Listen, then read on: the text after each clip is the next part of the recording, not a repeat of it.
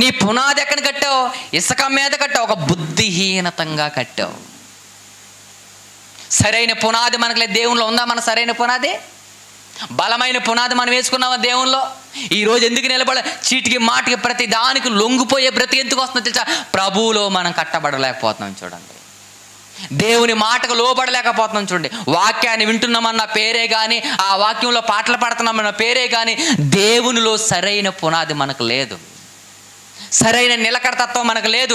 అందుకే మనం పడిపోతున్నాం, అందుకే మనం కుప్పకూలిపోతున్నాం, అందుకే మన జీవితాలు పతనానికి వెళ్ళిపోతున్నాయి. ఎందుకు తెలుసా? మనకి సరైన పునాది లేదు. వాక్యం దగ్గర మనం ఎలాంటి బతుకులు బతుకుతున్నామో తెలుసా? నిర్లక్ష్యమైన బ్రతుకు. దేవుడంటే సరైన భయం లేదు, దేవుడంటే సరైన ఇది లేదు, సరైన విశ్వాసం లేదు, సరైన పట్టుదల లేదు, సరైన నమ్మకం లేదు మన దగ్గర. లోకం మీద ఉన్న నమ్మకం, దేవుని మీద మనకు సరైన నమ్మకం లేదు. అందుకు మనం పడిపోతున్నాం.